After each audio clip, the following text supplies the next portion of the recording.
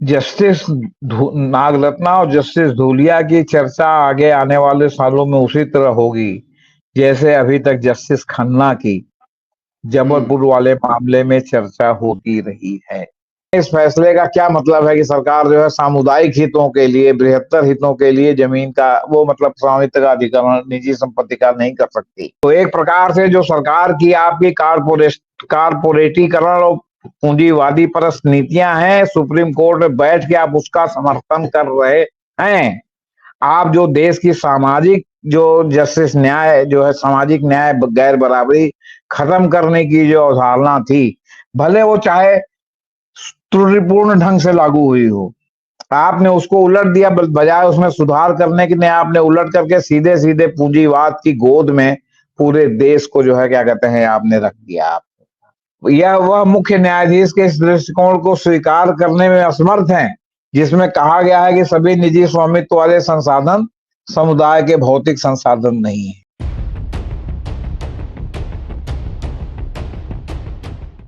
पिछले सप्ताह CJI D Y Chandrachud सहित 9 बेंचों की पीठ ने निजी संपत्ति के अधिग्रहण को लेकर अपना एक ऐतिहासिक फैसला दिया, जिसमें उन्होंने कहा कि सरकार जो है निजी संपत्ति का अधिग्रहण नहीं कर सकती है। इसको लेकर, इस फैसले को लेकर जस्टिस बीवी नागरत्ना और जस्टिस सुधांशु धूलिया ने अपनी आपत्ति दर्ज कराई थी कि जस्टिस को इतना कड़ा रुख अख्तियार नहीं करना चाहिए, सीजेआई को इतना कड़ा रुख अख्तियार नहीं करना चाहिए था। पिछले एपिसोड में हमने नागरत्ना जी की, जस्टिस नागरत्ना जी के वक्तव्य से आपको परिचय कराया था। आज के एपिसोड में हम आपको बताएंगे जस्टिस धूलिया ने अपना किस ढंग से विरोध जताया था उस फैसले को लेकर, सीजेआई की टिप्पणी को लेकर। नमस्कार, मैं हूं अमर और आप देख रहे हैं अम्बेडकर नामा। चलते हैं हम सीधे जेपी सिंह सर के पास। वरिष्ठ अधिवक्ता हैं और कानून के अच्छे जानकार हैं, पत्रकार भी रह चुके हैं। तो इनसे चलते हैं कि जस्टिस धूलिया ने जो अपना वक्तव्य दिया है उसके क्या मायने हैं, उसके क्या दूरगामी प्रभाव पड़ेंगे और इस फैसले के क्या दूरगामी प्रभाव पड़ेंगे। सर नमस्कार। जी सर। देखिए सर, ये जो फैसला है इसके जो तमाम निहितार्थों पर पूरी बहस हो रही है, लेकिन जो देर से लोड हुआ और देर से पढ़ने में मिला, क्योंकि पहले मुख्य फैसला आया, उसके बाद नागरत्ना का फैसला आया, जस्टिस नागरत्ना का, उसके बाद जस्टिस धूलिया का फैसला आया, जो एक प्रकार से दब गया, फैसलों के बोझ में दब गया। जबकि इन सारे फैसलों में जस्टिस नागरत्ना से भी ज्यादा महत्वपूर्ण फैसला जस्टिस धूलिया का मेरी निगाह में है, क्योंकि यहां मामला समाजवादी अर्थव्यवस्था, समाजवादी आर्डर और पूंजीवादी व्यवस्था, पूंजीवादी आर्डर पर जो है वो मामला पूरे देश में चल रहा है। वर्ष 1951 के बाद देश में जबरदस्त आर्थिक उदारवाद शुरू हुआ और उसका जो है भाजपा का जब की सरकार जब आती है तो चरम पर पहुंच जाता है। माने इन टोटो नहीं, टोटो से भी ऊपर बढ़ जाता है, मतलब समग्रता से भी ऊपर बढ़ जाता है। अब संपत्ति का अधिकार जो है उस पर है कि अधिग्रहण नहीं हो सकता, तो अधिग्रहण नहीं हो सकता तो भाई आप आम आदमी का अधिग्रहण नहीं कर सकते, तो पूंजीपतियों का भी अधिग्रहण नहीं करेंगे आप। आगे आने वाली सरकार में हो सकता है कि उनकी जो अनाप शनाप संपत्ति 2017 से बढ़ी है उसका जो है अधिग्रहण करके लोगों में बांटा जाए। संविधान में ऐसी व्यवस्था भी है और इंदिरा गांधी के कार्यकाल में ये शुरू भी हुई थी। हालांकि बाद में ये सिर्फ पूंजीवादियों के सीजेट के लिए जमीन अधिग्रहण होने लगा, सड़क चौड़ीकरण के लिए होने लगा। उसमें भी ज्यादातर हुआ कि बिना मुआवजा दिए शहरों में बड़े स्तर पर मकान तोड़े गए। अब जाके कई साल बाद सुप्रीम कोर्ट की नींद टूटी है, उन्होंने जो है उस पर रोक लगाई है कि अतिक्रमण के नाम पर आप ऐसे नहीं तोड़ सकते, सड़क चौड़ीकरण के नाम पर ऐसे नहीं तोड़ सकते। पहले बकायदे आपको ये साबित करना पड़ेगा कि वो अतिक्रमण है, और नहीं अतिक्रमण है तो आपको भूमि अधिग्रहण के जो प्रावधान है उसके तहत आप उसको जो है वो करके तोड़ सकते हैं। खैर, अब सरकार की एक जो बीजेपी सरकार है उसने गरीबी हटाने के नाम पर ये कह दिया कि अब साहब गरीब बहुत कम हो गए हैं, गरीबी के रेखा वाले सब ज्यादातर खत्म हो गए हैं, और उन्होंने ये आंकड़े देने ही बंद कर दिए। हालांकि जो उनके अभी पिछले दिनों डेथ हुई, विवेक जो है वो क्या कहते हैं, अब पूरा नाम याद नहीं आ रहा है, देबोराय, जो उनके आर्थिक सलाहकार थे, उन्होंने यहां तक कहा था कि जो है गरीबी के आंकड़े जो है नए सिरे से, नए सिस्टम से लिया जाना चाहिए, क्योंकि इससे पूरी बात परिलक्षित नहीं होती। ये कहना कि गरीबी पूरी तरह से उन्मूलन हो गई है और उसके आंकड़े देना बंद कर दिए, सही नहीं। इस परिप्रेक्ष्य में आप जस्टिस धूलिया के जजमेंट को समझिए। अब 15 अक्टूबर 2024 को यहाँ यह भी पढ़ने लायक है, जानने लायक है।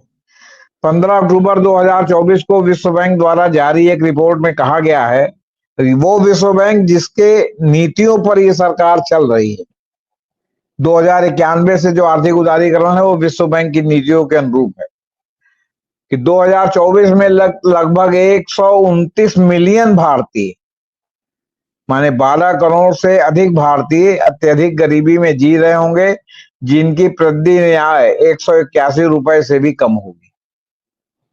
विश्व बैंक द्वारा निर्धारित गरीबी की सीमा 576 रुपए प्रतिदिन है। मतलब अगर कोई प्रतिदिन 576 है तो फिर वो गरीबी की सीमा से नीचे ही है, फिर गरीबी की सीमा है, फिर जो है मध्य वर्ग है। अब इस परिप्रेक्ष्य में इसको समझिए। उन्होंने एक मूल प्रश्न उठाया है कि क्या भारत में असमानता जो आर्थिक अभाव के कारण पैदा होती है सचमुच में कम हुई है, और उन्होंने खुद ही कहा है कि इसका कोई स्पष्ट उत्तर जो है वो नहीं है।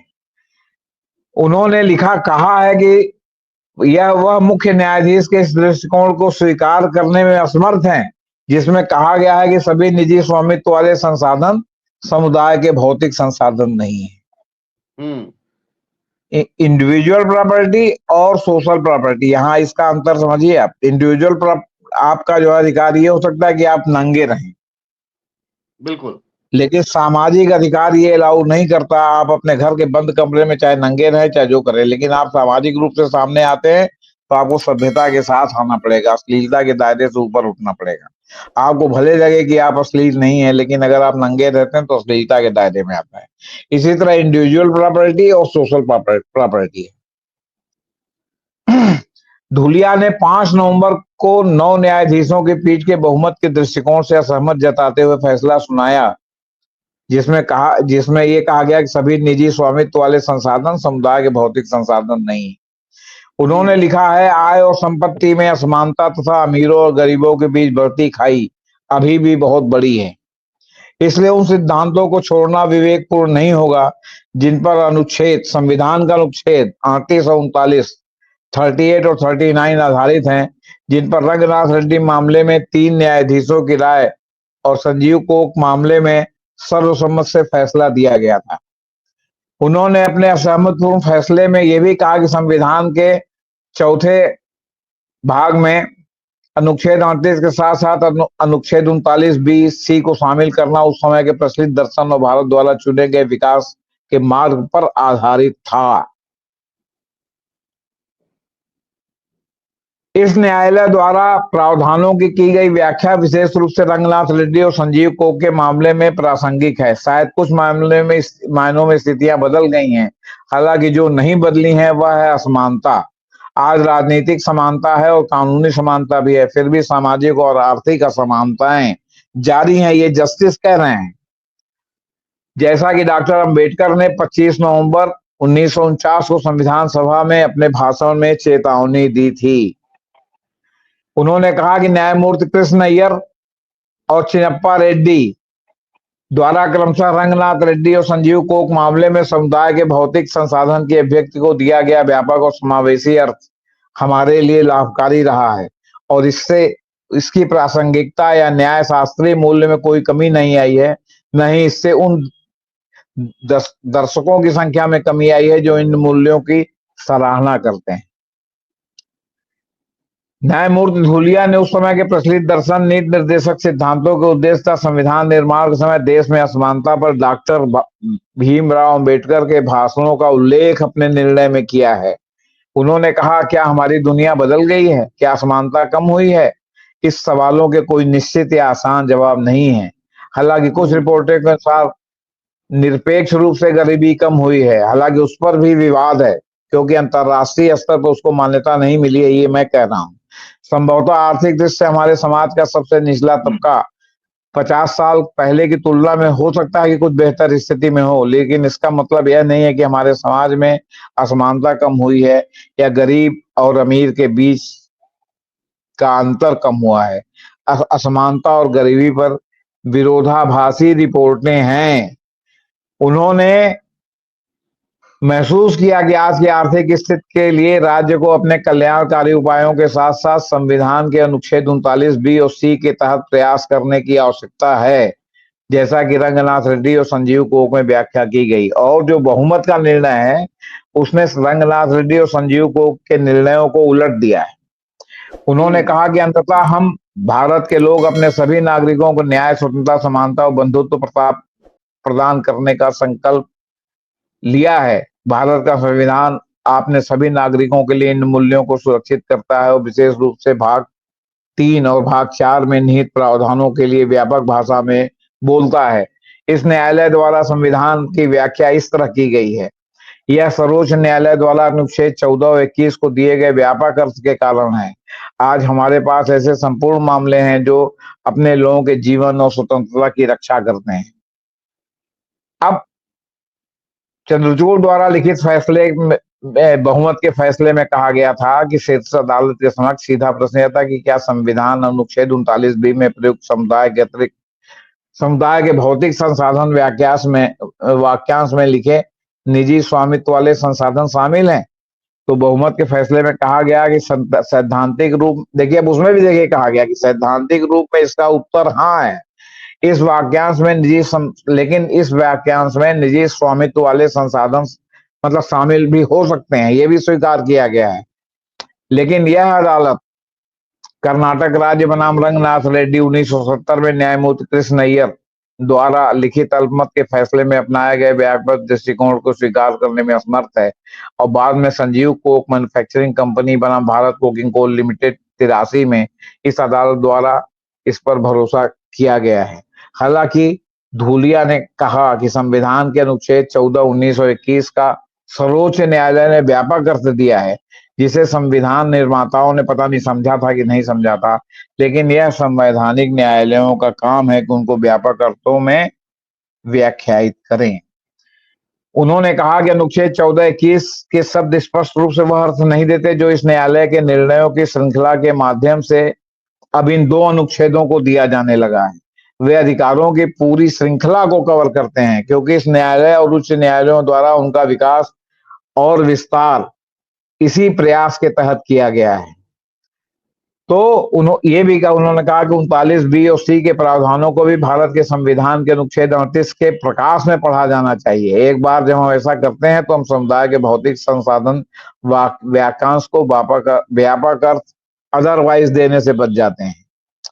तो सवाल इस बात का है कि जब इस देश में गरीब इतने ज्यादा हैं, असमानता इतने ज्यादा हैं, तो जो है क्या कहते हैं, इस फैसले का क्या मतलब है कि सरकार जो है सामुदायिक हितों के लिए, बृहत्तर हितों के लिए जमीन का वो मतलब स्वामित्व का अधिग्रहण निजी संपत्ति का नहीं कर सकती।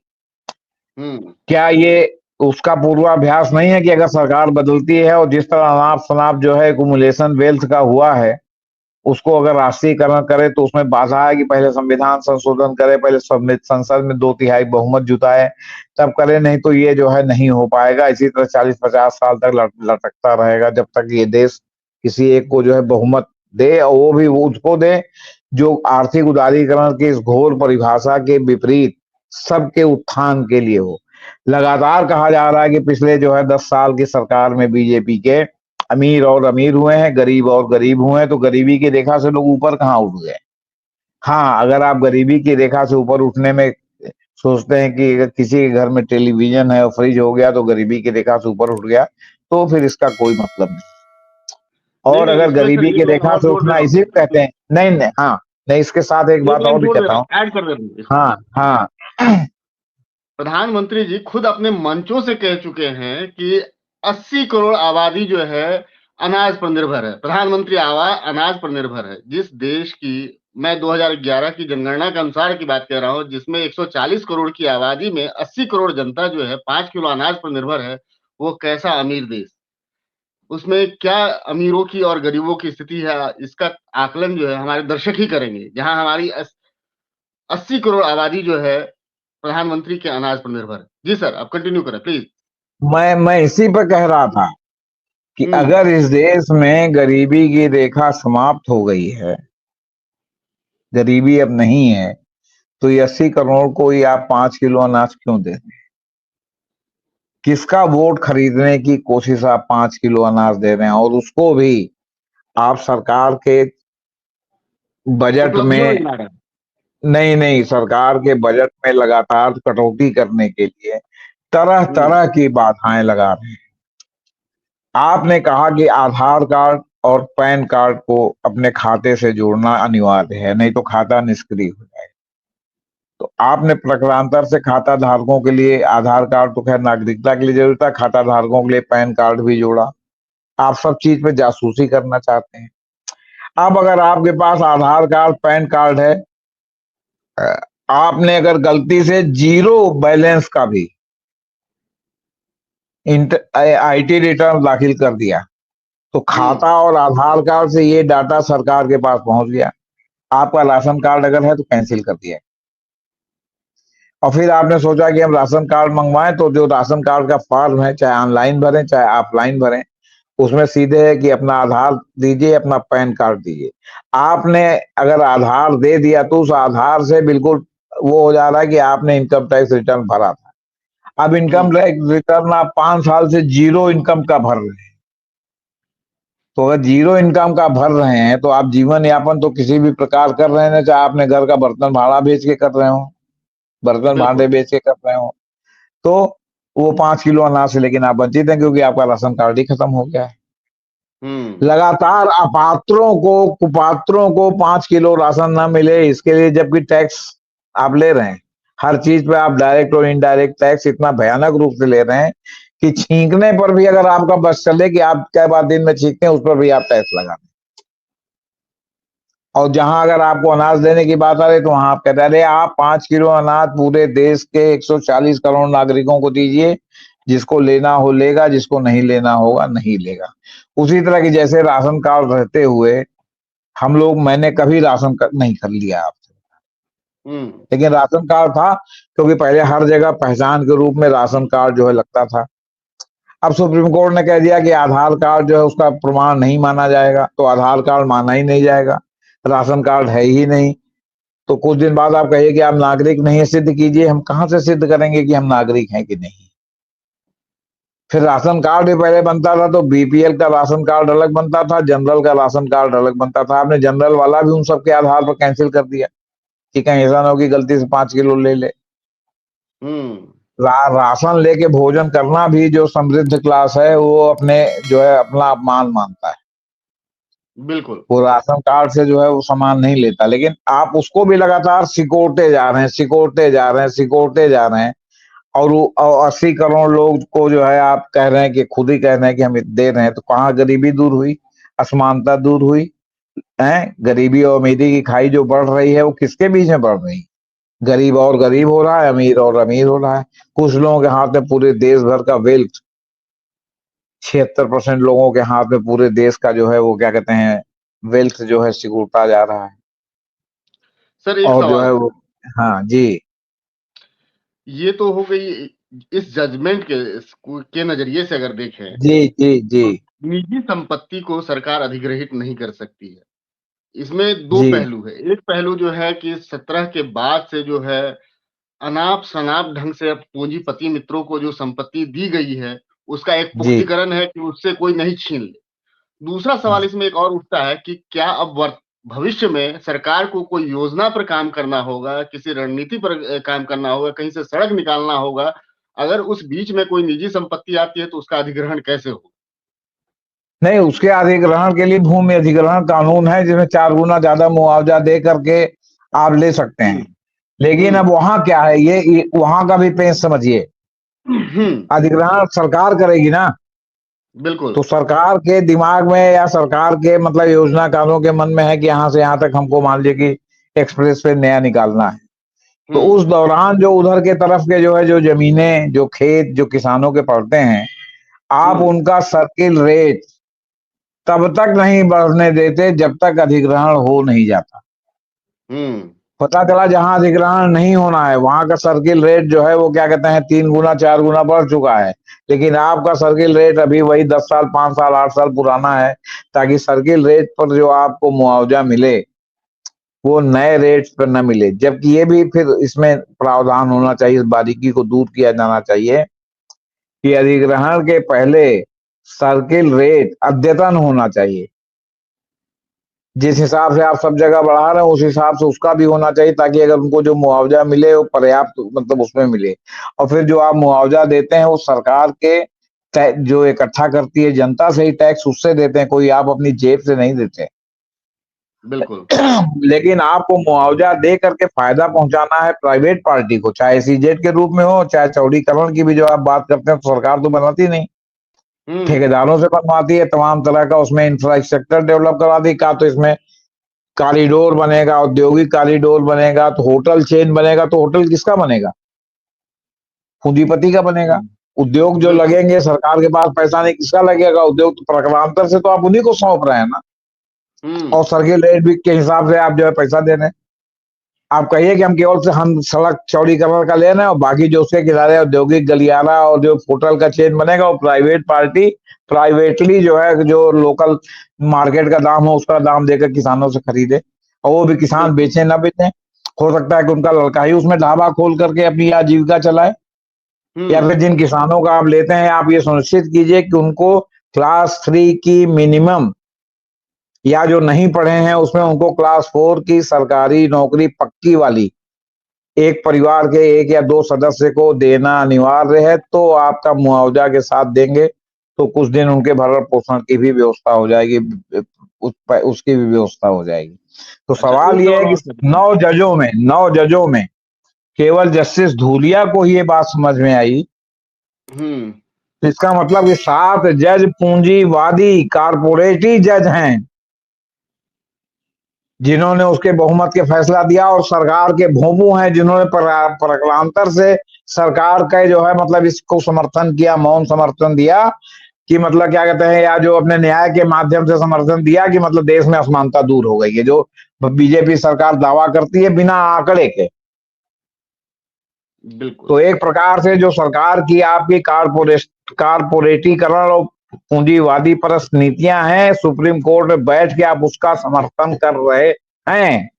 आप जो देश की सामाजिक जो जस्टिस न्याय जो है सामाजिक न्याय गैर बराबरी खत्म करने की जो अवधारणा थी, भले वो चाहे त्रुटिपूर्ण ढंग से लागू हुई हो, आपने उसको उलट दिया, बजाय उसमें सुधार करने के लिए आपने उलट करके सीधे सीधे पूंजीवाद की गोद में पूरे देश को जो है क्या कहते हैं आपने रख दिया आप जी।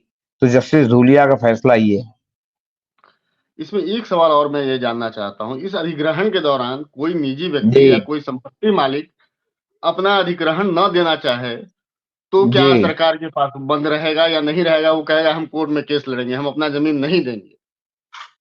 नहीं, वो तो फिर कोर्ट मानेगी नहीं ना। कोर्ट में तो आपने सब अपने लाइक माइंडेड जज बैठा रखे हो, वो जब बहुमत के फैसले से जो है जो कह रहे हैं और अल्पमत का ये फैसला जिसपे आप चर्चा भी नहीं कर रहे हैं, तो भाई आप कहाँ जाएंगे? आप कोर्ट में जाएंगे ना, और कोर्ट से आपको राहत मिलेगी नहीं, क्योंकि कोर्ट में सरकार परस्त लाइक माइंडेड जज बैठे हुए हैं। सरकार में वो जज नहीं बैठे हुए हैं जिनकी गांव में जो है जो 2 बीघा जमीन थी वो चली गई सड़क में, या एसीजेड में 3 बीघा जमीन चली गई, वो तो जज है नहीं। सरकार में तो हार्वर्ड से पढ़े, कैम्ब्रिज से पढ़े, और जो है वो क्या कहते हैं मतलब इंग्लैंड से पढ़े और फ्रांस से पढ़े और अमेरिका से पढ़े जज बैठे हुए हैं, जिनको यहाँ की जमीनी हकीकत से कोई लेना देना नहीं है, जो सरकार के प्रसाद पाने की प्रत्याशा में अपने पूरे कार्यकाल में जो है सरकार के पक्ष में निर्णय देते हैं, वो आपको कहां से निर्णय देंगे? आप चीफ जस्टिस चंद्रचूड़ जी ने कल बड़ा निरोधन किया, परस्पर विरोधी बातें भी अपने भाषण में कही, और मैं सबसे माफी मांगता हूं, मेरे चौड़े कंधे हैं, मैं ट्रोल हो सकता हूं, मुझे कोई उसकी का गिला नहीं है, लेकिन वो बताए ना कि लोहिया में फैसला उन्होंने क्यों दिया था। वो बताए ना कि जो है राम जन्मभूमि की जमीन जब किसी की नहीं थी तो उन्होंने आरएसएस को क्यों दी, विश्व हिंदू परिषद को क्यों दी, उनके उस ट्रस्ट को क्यों दी। वो बताए ना कि जो है महाराष्ट्र में जो अवैध सरकार जो है आपके 2022 से 2024 तक चल रही है, अब चुनाव हो रहा है, उसमें उस सरकार को चलाने में उनका कितना श्रेय है, वो क्यों नहीं बताते। वो बताते क्यों नहीं कि पेगासस में जासूसी नहीं हो रही थी। उनके ऊपर आरोप लग रहा है कि वो जो कॉलेजियम की सिफारिश के पहले जजों के नाम की पूर्व अनुमति सरकार से लेते थे अंदर खाने, वो बताते नहीं कि क्यों नहीं कि हम ऐसा नहीं करते थे। वो क्यों नहीं बताते हैं। वो अरण्य रोदन वही बात है, कोई कहे अरे क्या कहें, हमको तो लोग चोर कहते हैं, तो आप अपने से बताइए ना कि आप चोर हैं कि नहीं है। बिल्कुल। लोग तो वही कहेंगे ना जो उनको दिखाई पड़ेगा। तो सवाल इस बात का है कि आप किसके पास जाएंगे। यही सुप्रीम कोर्ट है जो आपका ध्वस्तीकरण के खिलाफ सुप्रीम कोर्ट में लोग जाते थे, सुप्रीम कोर्ट तुरंत खारिज कर देता था और कह रहा सुप्रीम कोर्ट की नहीं, जो अवैध ध्वस्तीकरण नहीं रहेगा। तो आपने 5 साल अवैध ध्वस्तीकरण चलाया, आप कह रहे हैं कि नहीं रहेगा। हो सकता है कि आपके किसी प्रिय का ध्वस्तीकरण में आ गया हो, तब आपको पता चला हो कि अरे इसकी तो इतनी गंभीरता है, अभी तक हो रहा था तब तो आप तो कुछ। इसी इलाहाबाद में एक मुस्लिम समाज सेवी का घर एडीए ने डंके की चोट पर जो है गिरा दिया, और हाई कोर्ट से सुप्रीम कोर्ट तक गया, कोई रिलीफ उसको जो है नहीं मिली, और बल्कि जेल में भी काफी दिन तक रहा वो। अब आप कह रहे हैं कि जो है क्या कहते हैं, मतलब वो अवैध ध्वस्तीकरण ये है वो है।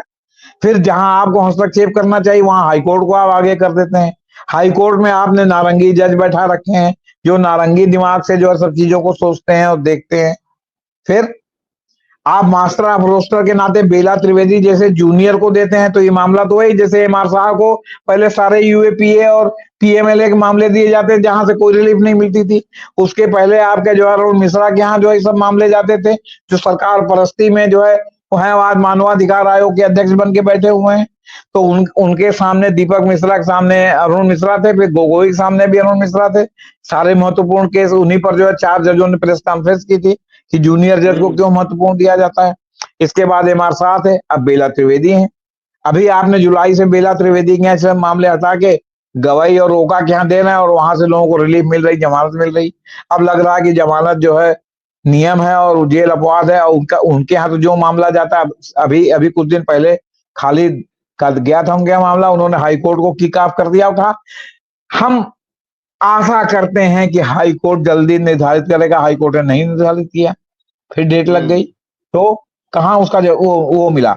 और वो भी बेला त्रिवेदी हायर जुडिशियरी से सुप्रीम कोर्ट नहीं पहुंची हैं, वो लोअर जुडिशियरी से सुप्रीम कोर्ट पहुंची हैं। आपसे बता रहे उनका क्या माइंडसेट है।